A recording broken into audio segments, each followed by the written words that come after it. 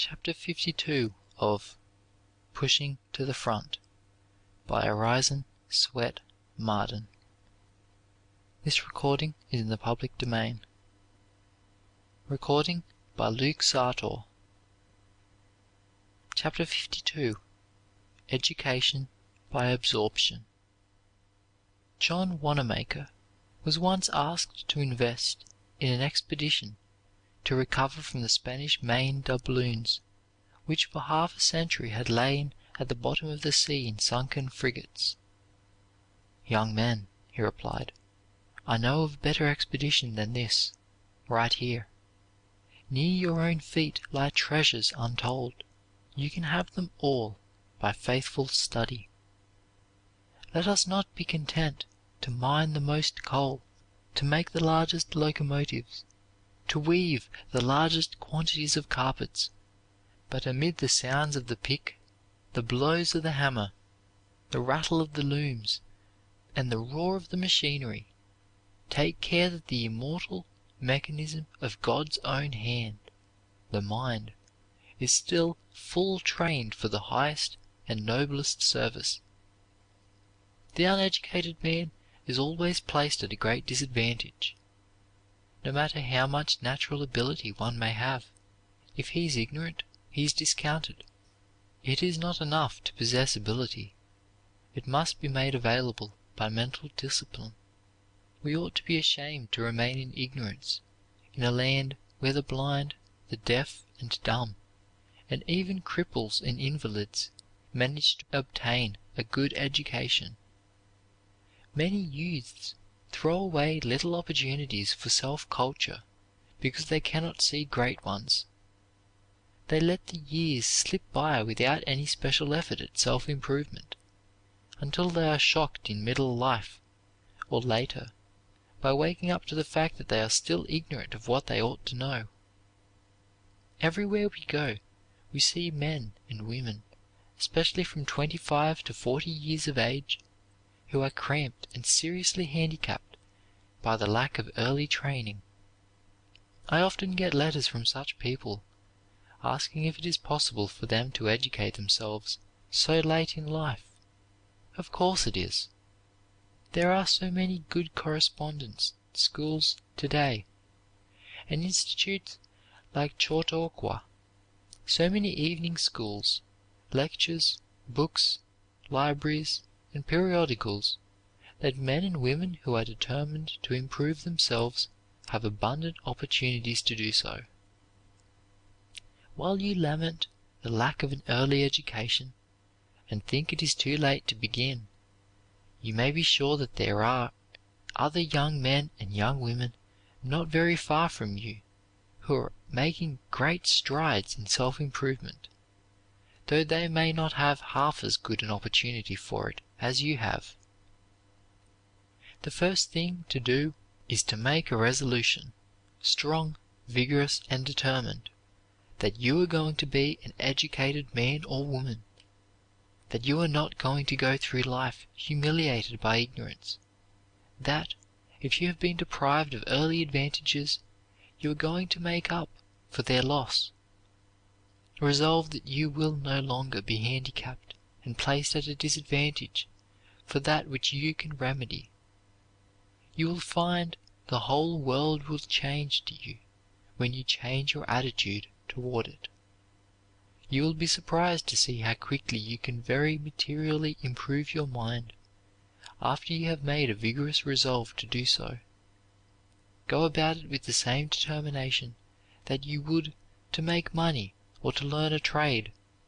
There is a divine hunger in every normal being for self-expansion, a yearning for growth or enlargement. Beware of stifling this craving of nature for self-unfoldment. Man was made for growth. It is the object, the explanation of his being. To have an ambition to grow larger and broader every day, to push the horizon of ignorance a little further away, to become a little richer in knowledge, a little wiser, and more of a man, that is an ambition worth while.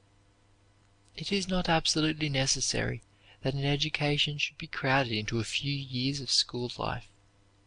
The best educated people are those who are always learning, always absorbing knowledge from every possible source and at every opportunity.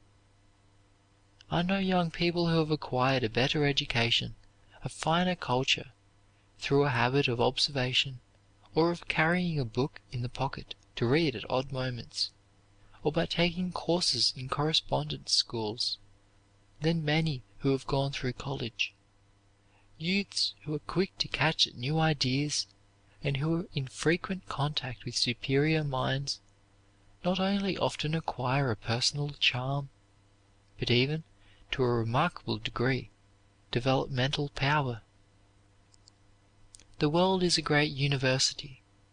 From the cradle to the grave, we are always in God's great kindergarten, where everything is trying to teach us its lesson, to give us its great secret.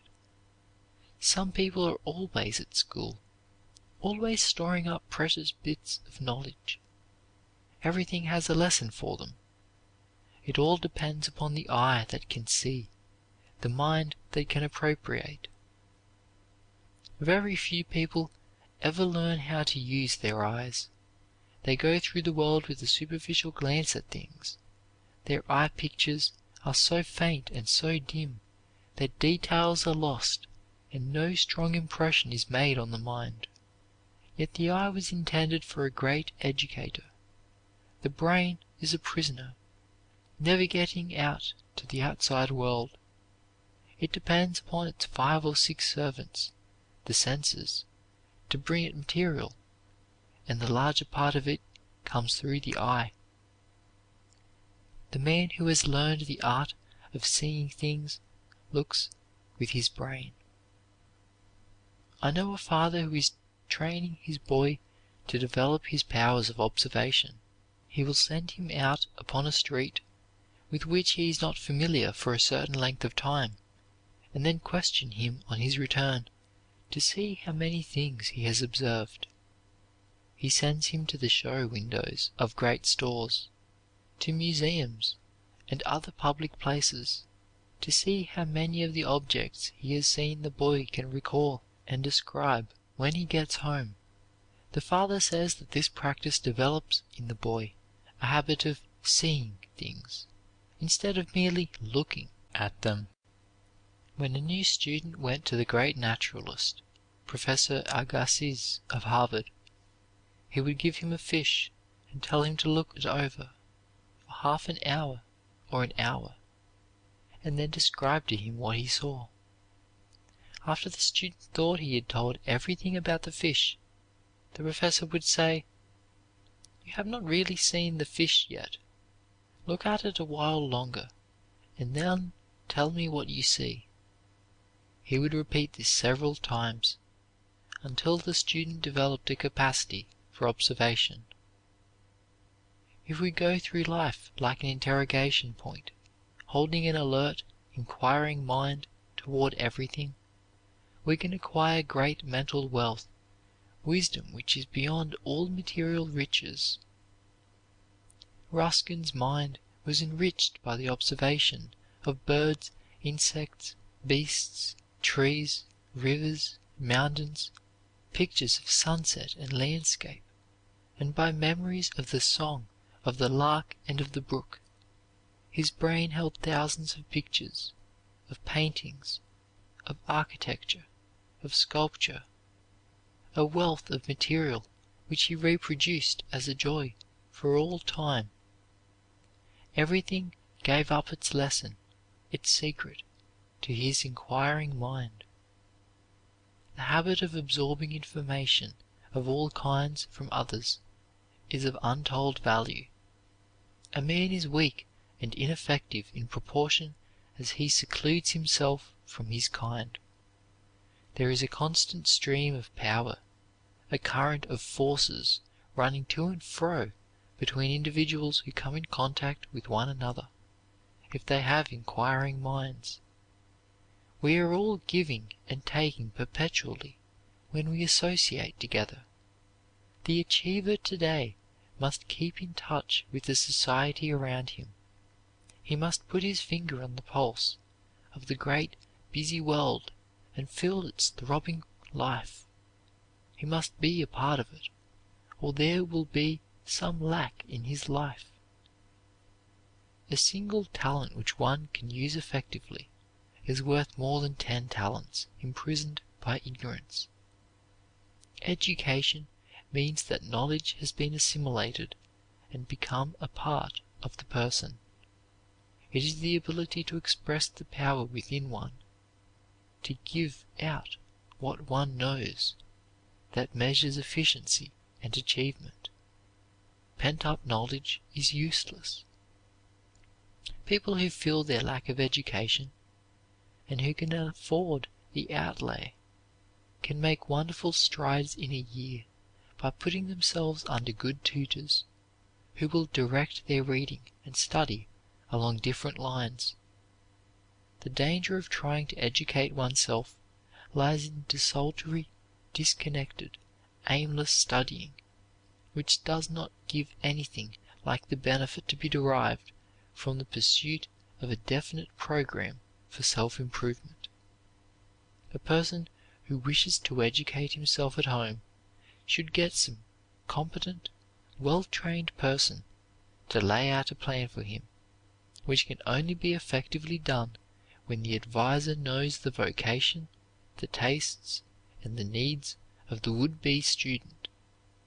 Anyone who aspires to an education, whether in country or city, can find someone to at least guide his studies, some teacher, clergyman, lawyer, or other educated person in the community to help him.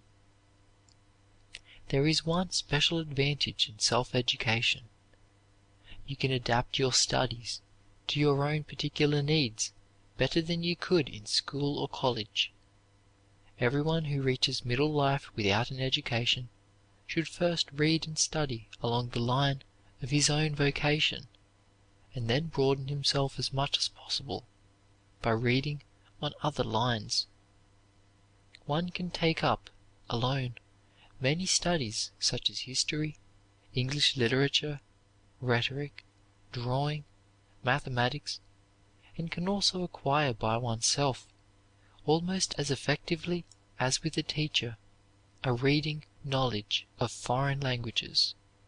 The daily storing up of valuable information for use later in life, the reading of books that will inspire and stimulate to greater endeavor, the constant effort to try to improve oneself and one's condition in the world, are worth far more than a bank account to a youth.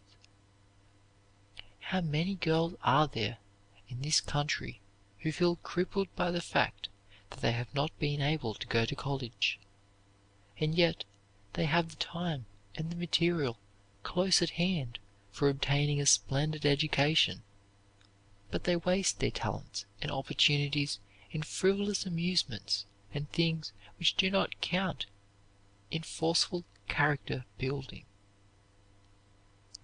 It is not such a very great undertaking to get all the essentials of a college course at home, or at least a fair substitute for it. Every hour in which one focuses his mind vigorously upon his studies at home may be as beneficial as the same time spent in college. Every well-ordered household ought to protect the time of those who desire to study at home. At a fixed hour every evening during the long winter, there should be by common consent a quiet period for mental concentration, for what is worth while in mental discipline, a quiet hour uninterrupted by time-thief callers. In thousands of homes where the members are devoted to each other, and should encouragement and help each other along, it is made almost impossible for anyone to take up reading, studying, or any exercise for self-improvement. Perhaps someone is thoughtless and keeps interrupting the others, so that they cannot concentrate their minds. or those who have nothing in common with your aims or your earnest life drop in to spend an evening in idle chatter. They have no ideals outside of the bread and butter and amusement questions, and do not realize how they are hindering you.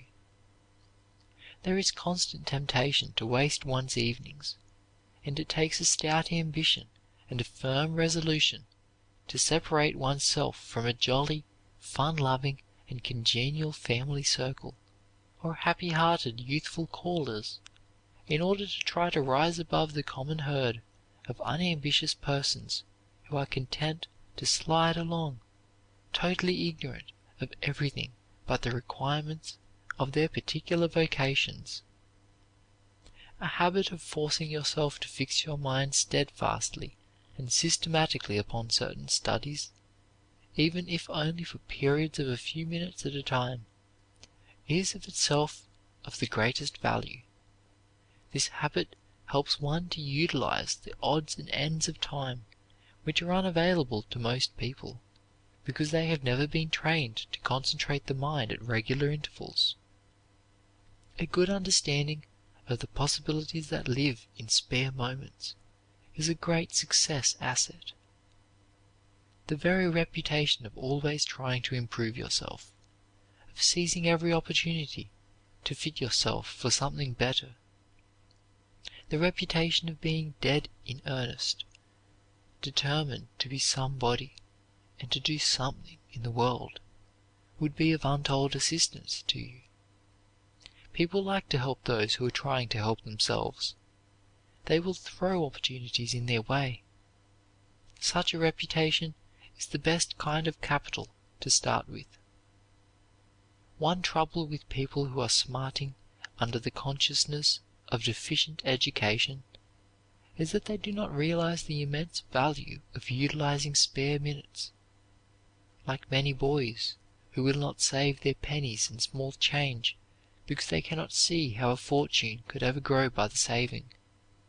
They cannot see how a little studying here and there each day will ever amount to a good substitute for a college education.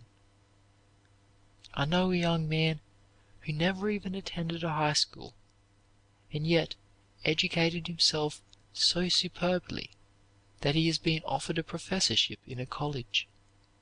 Most of his knowledge was gained during his odds and ends of time, while working hard at his vocation. Spare time meant something to him. The correspondence schools deserve very great credit for inducing hundreds of thousands of people, including clerks, mill operatives, and employees of all kinds, to take their courses, and thus save for study the odds and ends of time which otherwise would probably be thrown away. We have heard of some most remarkable instances of rapid advancement which these correspondence school students have made by reason of the improvement in their education. Many students have reaped 1,000% on their educational investment. It has saved them years of drudgery, and has shortened wonderfully the road to their goal. Wisdom will not open her doors to those who are not willing to pay the price in self-sacrifice, in hard work. Her jewels are too precious to scatter before the idle, the ambitionless. The very resolution to redeem yourself from ignorance at any cost is the first great step toward gaining an education. Charles Wagner once wrote to an American regarding his little boy, "May he know the price of the hours. God bless the rising boy who will do his best for never losing a bit of the precious and God-given time." There is untold wealth locked up in the long winter evenings and odd moments ahead of you. A great opportunity confronts you. What will you do with it? End of chapter 52. Education by Absorption. Recording by Luke Sartor, Griffith, New South Wales.